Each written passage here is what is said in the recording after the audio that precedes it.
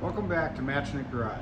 Today I'm going to show you how to change the oil on a 2021 GMC Sierra 2500 HD with a 6.6 liter gas engine.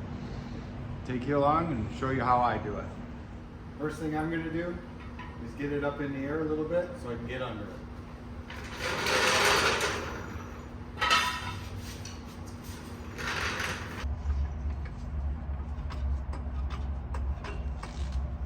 They've got a good spot to jack up right here, where you can get it high enough so you can slide your jack stand under.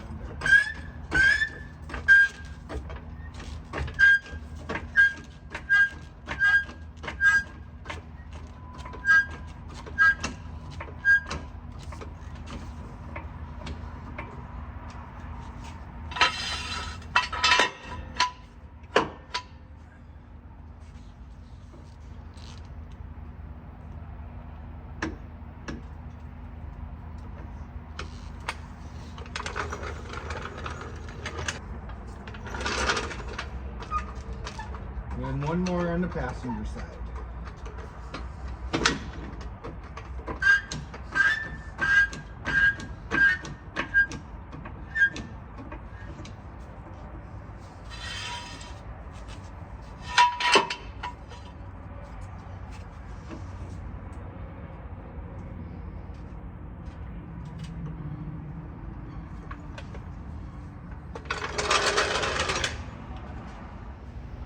A couple of things you'll need to change the oil will be 15 millimeter wrench, filter wrench,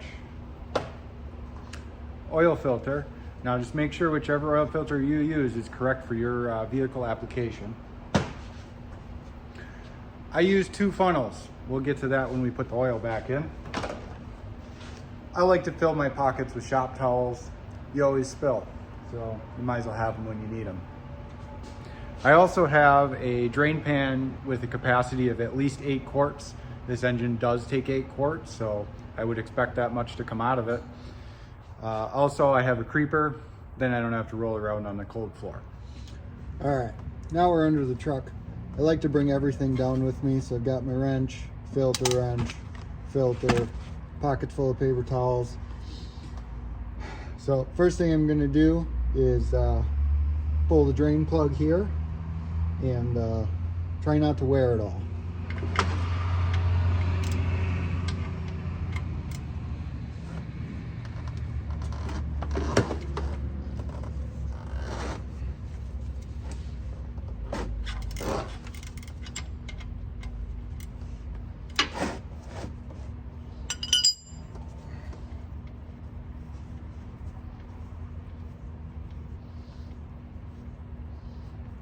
Just go real slow right at the end so you don't drop your drain plug in your oil, or else you have to go fishing for it. It does happen. I find the best way is to use a magnet, then you don't have to dig your hands in there. And just take your drain plug and your paper towel and just clean that drain plug off so you're putting it back clean.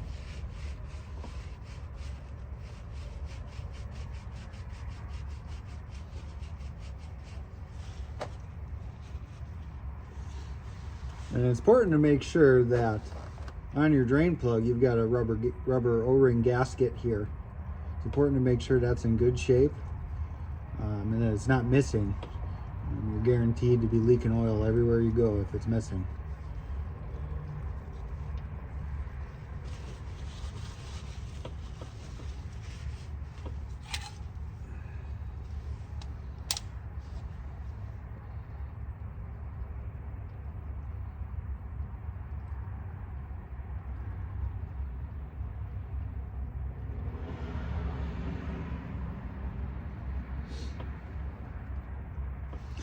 Another good thing to do when you're under your vehicle is just make sure nothing's rattling around loose, you know. Try to prevent stuff before it breaks. It always costs twice as much after.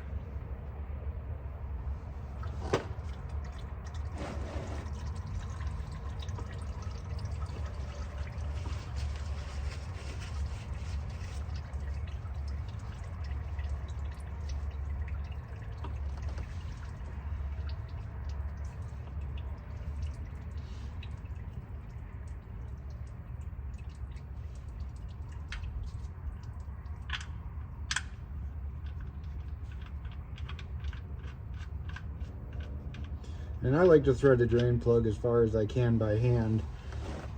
Make sure it doesn't get cross thread and damage the threads in your oil pan. And then when tightening it, I like to just get it snugged up and then just a little push. You don't want to over tighten it. And then just wipe off any residue. And now we'll do the filter.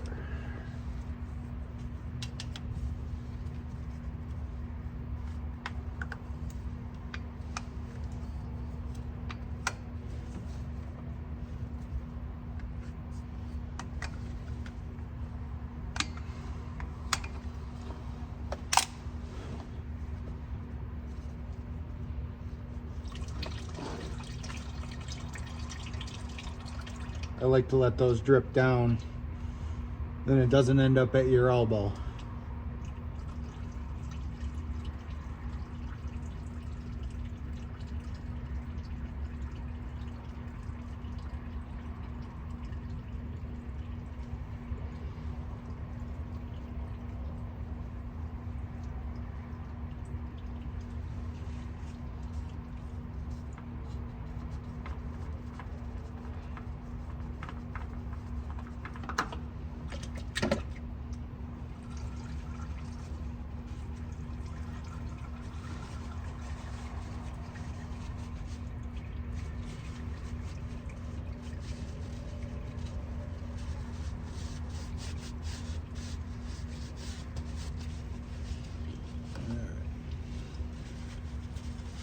Wrap this around. And then I like to make sure that there's no gasket left on the mounting surface from the old filter. You do not want to double gasket your filter.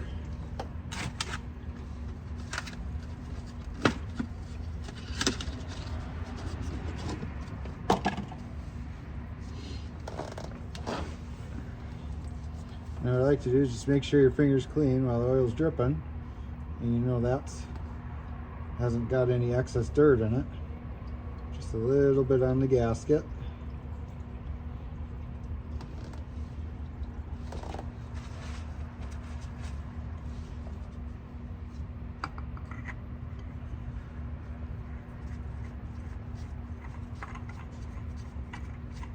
And screw it on up.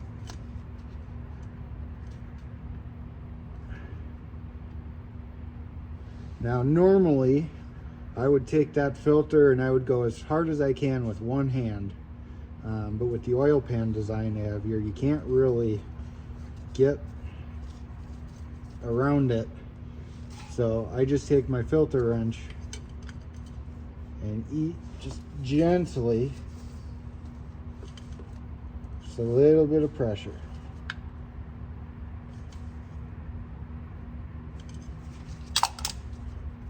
Just make sure I can't go backwards by hand and you're good to go.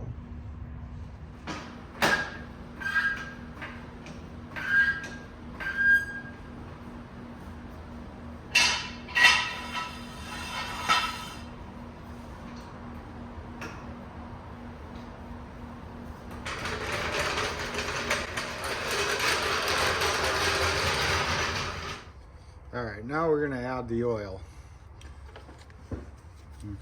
As I said before, I use 2 funnels. And the reason for that is the fill plug is way down to where you can't get your oil fill jug even close to it.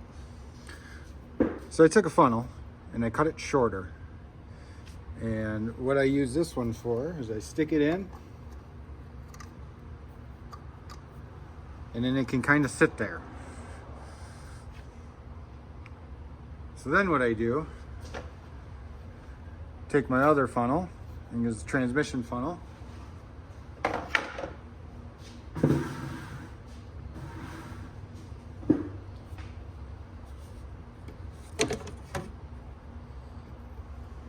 take that one, run that one right into the other one.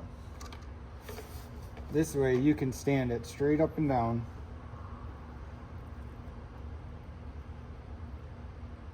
You just gotta watch and make sure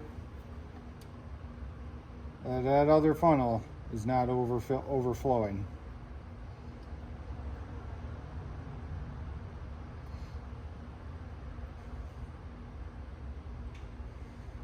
And I'm using a full synthetic 5W30.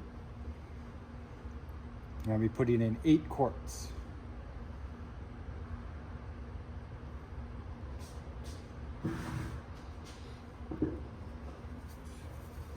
Here's the second 4 quarts.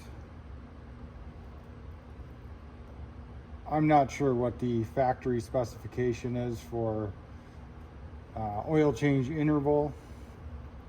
With synthetic oil, I go 5,000 miles. And what I like to do is I like to change my oil every 5,000 miles, but I like to do it at, 10,000, 15,000, 20,000. You keep it the same, then you don't have to wonder where your oil change is. If you hit 40,000 miles, you got to change your oil, and the next one would be 45. Just keep it simple.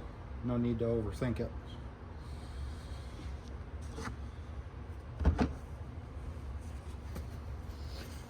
So let's pull these out. I like to put paper towel on them right away. You don't get oil everywhere. And don't forget to replace your fill cap. All right, now that we've filled the oil back up, let's check the dipstick and make sure it's full.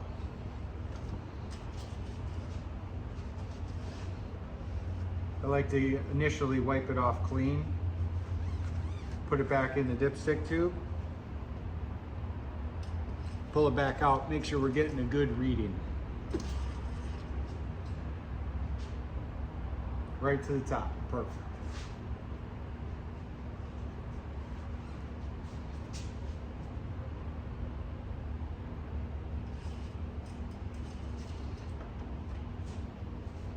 Another good thing to do while you're under here is take a look at your belts, your washer fluid, your antifreeze bottle. Make sure they're within the levels they're supposed to be at.